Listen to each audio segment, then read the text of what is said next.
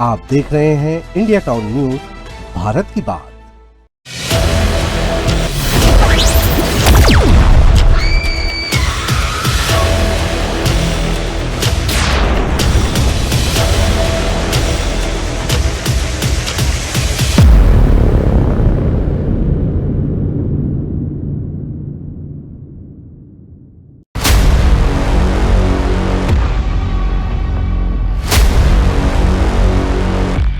मतलब चेहरा ढका हुआ था और सामान्य एक मोटरसाइकिल से है और जिसके बारे में भी कुछ हम लोग कुछ इनपुट मिला है, उसी पे हमारी टीम अभी संभावित जगहों के लिए रवाना हुई।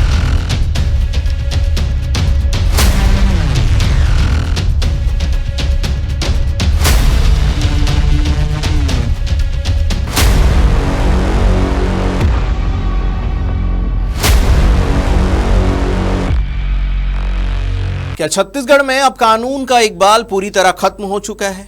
क्या अब अपराधियों के हौसले इतने बुलंद हो गए हैं कि वे दिन के उजाले में बिना किसी खौफ के किसी भी घर में घुसकर गोलियां दाग सकते हैं? यह गंभीर और तीखा सवाल आज छत्तीसगढ़ के सक्ती जिले से सामने आया है। सक्ती थाना क्षेत्र के ग्राम जोंगरा में शुक्रवार की सुबह जो कुछ भी हुआ, उसने सूबे की कानून व्यवस्था पर एक बहुत बड़ा सवालिया निशान लगा दिया है। नमस्कार, मैं हूं सुधीर मिश्रा और आप देखना शुरू कर चुके हैं इंडिया टाउन न्यूज का खास प्रोग्राम पड़ताल। सुबह करीब 11 बजे जब पूरा गांव अपनी रोजमर्रा के कामों में व्यस्त था, तब बिना नंबर की एक मोटरसाइकिल पर सवार 2 नकाबपोश शिकारी जोंगरा गांव में दाखिल होते हैं। शिकारी नहीं, वो हत्यारे थे। वे किसी बैंक या दुकान को लूटने नहीं आए थे। वे आए थे एक 25 साल की युवती पूर्णिमा चौहान की सुपारी लेकर। एक बदमाश हाथ में लोडेड गन लेकर घर के भीतर घुसता है, बकायदा परिजनों के सामने चिल्लाकर पूछता है कि पूर्णिमा कहाँ है, और जैसे ही वह बेकसूर लड़की आवाज सुनकर अपने कमरे से बाहर निकलती है, कातिल बिना एक सेकंड गवाए उस पर ताबड़तोड़ 3 राउंड फायरिंग कर देता है। सिर और शरीर में गोलियां लगने से वह लड़की आंगन में ही खून से लथपथ होकर गिर जाती है। आखिर इस दुस्साहसिक कत्ल के पीछे कौन सी बड़ी रंजिश छिपी हुई है? देखिए हमारी ये विशेष रिपोर्ट। वारदात का पूरा मंजर किसी खौफनाक क्राइम फिल्म की तरह था। प्राप्त जानकारी के अनुसार 25 वर्षीय पूर्णिमा चौहान शुक्रवार की सुबह अपने घर पर ही मौजूद थी। तभी सुबह करीब 11 बजे बिना नंबर की एक मोटरसाइकिल आकर उसके घर के बाहर रुकती है। बाइक पर 2 अज्ञात युवक सवार थे, जिन्होंने अपनी पहचान छुपाने के लिए चेहरे पर सफेद रंग का गमछा लपेट रखा था। साजिश के तहत एक आरोपी बाइक स्टार्ट करके बाहर ही खड़ा रहा, जबकि दूसरा बदमाश हाथ में कट्टा या पिस्टल लहराते हुए सीधे घर के भीतर दाखिल हो गया।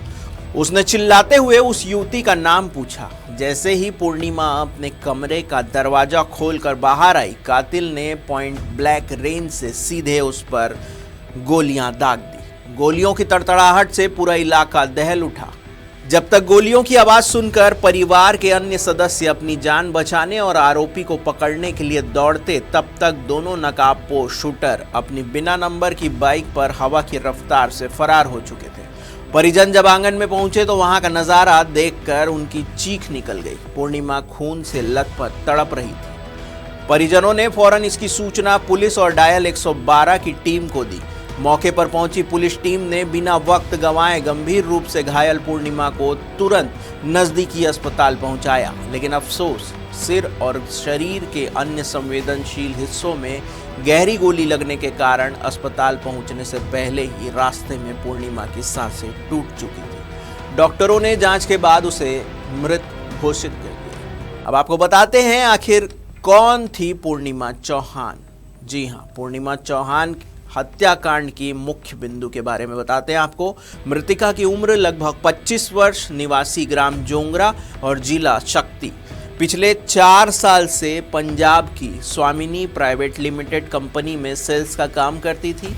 उसके निजी जीवन की बात करें तो पूर्व में रायगढ़ जिले में हुई थी शादी, लेकिन वैवाहिक रिश्ता टूट चुका था। वर्तमान स्थिति की बात करें तो पिछले 2 साल से मायके यानी कि जोंगरा में रहकर ही कर रही थी नौकरी।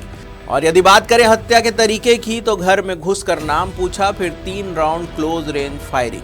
पीएस कोतवाली का मामला है। कोतवाली से 12 किलोमीटर उत्तर पे एक जोंदरा करके गांव है, इसमें जो मृतका है जिसको गोली लगी है वो इसी 2020 में शादी हुई थी रायगढ़ ज़िले के गिरवानी के पास एक गांव में, और पिछले 2 साल से अपने मायके में ही रहती थी और एक प्राइवेट आयुर्वेदिक दवाई में एज ए सेल्स वुमेन काम करती थी। और आज तकरीबन 11 साढ़े 11 बजे के बीच में 2 अज्ञात तक आए, जिनका कि मतलब चेहरा ढका हुआ था और सामान्य एक मोटरसाइकिल से आए, और वो जिसके बारे में भी कुछ हम लोग कुछ इनपुट मिला है, उसी पे हमारी टीम अभी संभावित जगहों के लिए रवाना हुई है। और इसमें हम लोग हर पहलू पे हम लोग जांच कर रहे हैं और जांच परिक्रम में जो भी बात सामने आएगी उस आधार पर आगे कार्रवाई करेंगे। फिलहाल अभी डिस्ट्रिक्ट हॉस्पिटल सक्ती में पंचनामा पीएम की कार्रवाई जारी है, और यहाँ का भी एफएसएल टीम और पूरी थाने की टीम की जो भी जांच है यहाँ पे पूरी की जा चुकी है, और आगे इन्वेस्टिगेशन में जो भी और भी बात सामने आएगी उस आधार पर हम लोग आगे कार्रवाई करेंगे। फायरिंग वायरिंग भी हाँ, इसमें ऐसा प्रतीत हो रहा है देसी उससे पिस्टल से इन लोगों ने राउंड किया है। यहाँ पे घटनास्थल से 3 एम्प्टी केस बरामद हुआ है, उसका भी हम लोगों ने रिकवर कर लिया है, और भी हम लोग चेक कर रहे हैं। अभी एफएसएल की टीम भी आई है, उन्होंने भी पूरा एम्प्टी केस वगैरह का उन्होंने जाँच किया है, और अभी उनकी टीम हॉस्पिटल जा रही, ताकि जो जहाँ पर भी बुलेट हिट हुआ है उस पॉइंट का हम लोग बारीकी से अध्ययन करेंगे। इस सनसनीखेज हत्याकांड की खबर मिलते ही सक्ती जिले के तमाम सीनियर पुलिस ऑफिसर, थाना प्रभारी और फॉरेंसिक एक्सपर्ट की टीम के साथ जोंगरा गांव पहुंची। पुलिस के सामने अब सबसे बड़ा सवाल ये था कि आखिर पूर्णिमा का कातिल कौन है। क्या यह पंजाब की सेल्स कंपनी के किसी विवाद से जुड़ा मामला है, या फिर रायगढ़ में टूटे वैवाहिक रिश्ते, या और किसी एक तरफा आशिकी की खूनी सनक का नतीजा। पुलिस इन तमाम पहलुओं पर बारीकी से तफ्तीश कर रही है। आरोपियों की धरपकड़ के लिए गांव और आसपास के मुख्य मार्गों पर लगे सीसीटीवी कैमरों के फुटेज खंगाले जा रहे हैं। इसके अलावा कॉल डिटेल की भी पुष्टि की जा रही है कि आखिर उसकी बात किन किन से होती थी। जोंगरा गांव की यह वारदात बताती है कि अपराधियों के दिल से पुलिस का खौफ किस कदर खत्म हो चुका है। दिन दहाड़े घर में घुसकर नाम पूछकर गोली मार देना या किसी आम अपराधी का काम नहीं हो सकता। ये सीधे तौर पर एक सोची समझी कॉन्ट्रैक्ट किलिंग या फिर किसी गहरे प्रतिशोध का मामला लग रहा है। इस मामले के बाद सक्ती जिले की जनता अपने ही घरों में असुरक्षित महसूस करने लगी है। इस डर को खत्म करने में पुलिस का क्या योगदान होगा, ये आने वाला समय बताएगा। इस सरेआम हुए हत्याकांड पर आपकी क्या राय है, कमेंट बॉक्स में अपनी राय जरूर दें। फिलहाल के लिए बस इतना ही।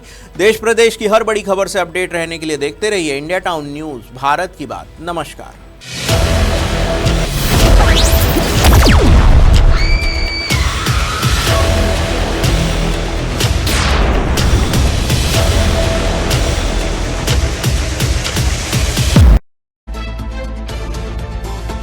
आप देख रहे हैं इंडिया टाउन न्यूज, भारत की बात।